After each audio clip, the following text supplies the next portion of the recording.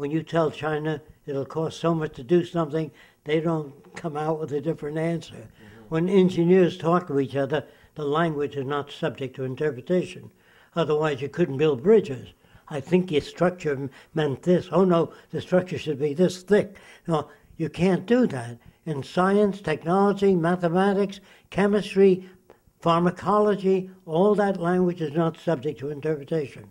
When a doctor prints a prescription, no matter where you take it, the pharmacist does not interpret that his own way. So it's possible, to trying to prove to you, it's possible to develop a language not subject to interpretation. The everyday language used by people has argument in it, it has confusion. That's why you have to go to a psychologist or a counselor, because your language is not clear. Because when you say something, I interpret what you say, goes through my head and comes out different. And he says, I never said that. Oh, said, yes, you did. See, so that doesn't happen in mathematics, technology, banking, money, chemistry. So I'm just saying it's the old language. Now, any psychologist that would adjust you to this system has to be stupid or a victim of this system. A psychiatrist also tries to adjust you to this system, which is completely fouled up.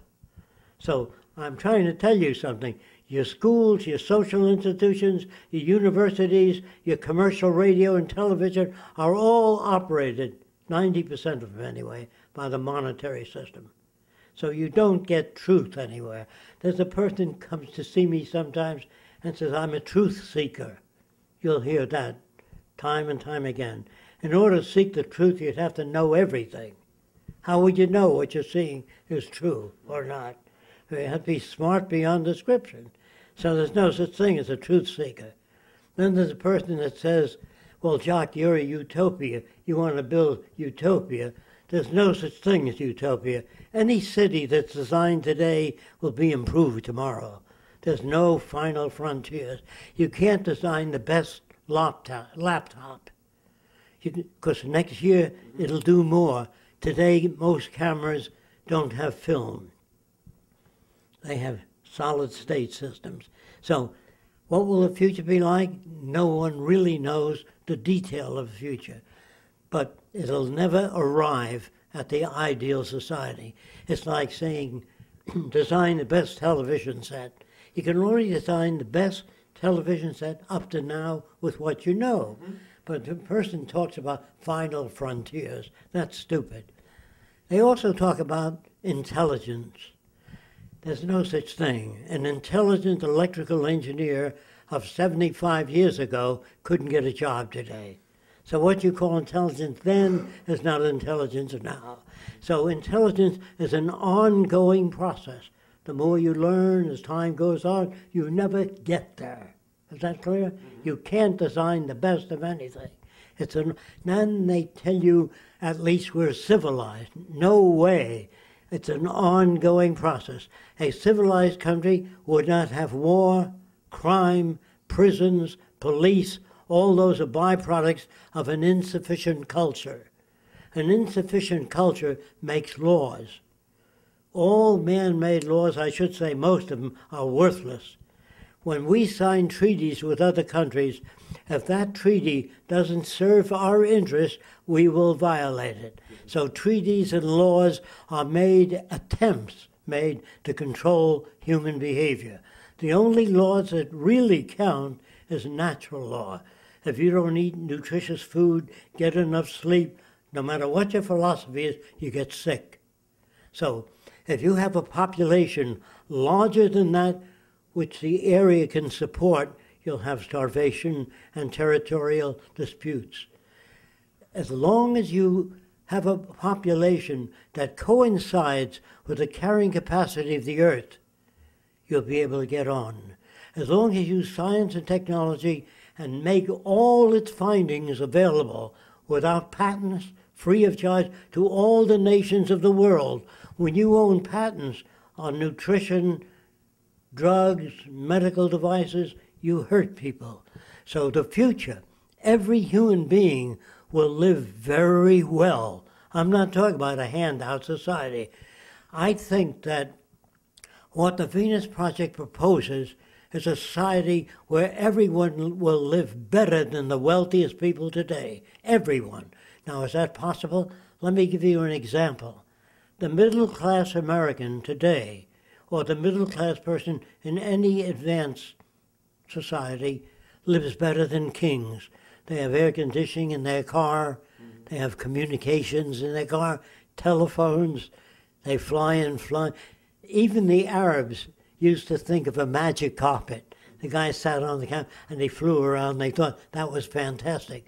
But they never told you when it rained, the carpet got soaked, everybody got wet, or you had to go to the washroom. What did you do in the magic carpet? Now you have airplanes with television in the airplanes. Even the magic carpet was considered, oh, that's too far out. Nothing's too far out. Anything a person can conceive of can be built. So you have to, instead of making soldiers, which are killing machines, I hope I'm getting to a lot of soldiers. They are killing machines.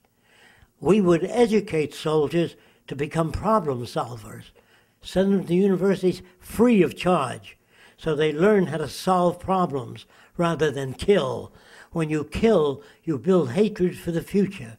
You kill children, you killed adults, and that nation that you did all the killing in doesn't have pleasant associations with our nation.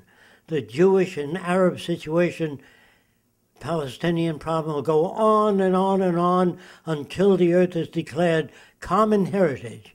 And all the artificial boundaries that separate people will be dissolved. And when all people are brought up together, then you have the brotherhood of humanity. Do you think it's it's going to take an economic crash so that the public loses confidence in their leaders, but if they don't see our films, they wouldn't know which way to go. So we are offering a system, a sane system for all the world's people, a high standard of living. You cannot solve a problem in your country alone, like the technocrats want to develop America into a highly technical society. If the Russians and Chinese and the French do nuclear experiments, that air goes all over the world. Look, today America has 300 submarines. Each one has more destructive power than all the wars in history. How stupid can you be? Then you got a building in Washington called the Pentagon, comprised of super stupid people. They are men there, military people, who think in terms of defending the country. There is no way to defend the country. Really no way. Because we have radar, and yet these people hijacked airplanes and flew into the towers because they didn't have an air force. I lived and worked at Pearl Harbor years ago, and I went to see military intelligence. This is 10 years before the attack on Pearl Harbor. And I said, all the planes are in a row. You should stagger them. So they said, don't you think we know what we're doing? I said, no. And they said, well, we do. I then went to the FBI in Hawaii and said, my name is Fresco. All the airplanes are in a row at Pearl Harbor. Well, we got radar in there and everything else. I said, they can be picked off. They said, well, when they get past Wake Island, we know about it. What if they hit Wake and Pearl Harbor at the same time? The airplanes ought to be staggered. I'm telling this to the FBI, and they said, well, don't you think military intelligence knows what it's doing? I said, no. And they said, well, we do.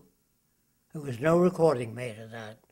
So I told Larry King once on a show, if you have an airbag in front of you and you get hit on the side, your head goes right through the glass. The whole inside has to be an airbag. Do you understand what I'm saying? That's the way you solve problems. So instead of making killing machines, imagine what kind of world we would live in if we gave everybody a free college education, gave books to children free, and upgrade every child. You know that high school kids today hang out in malls?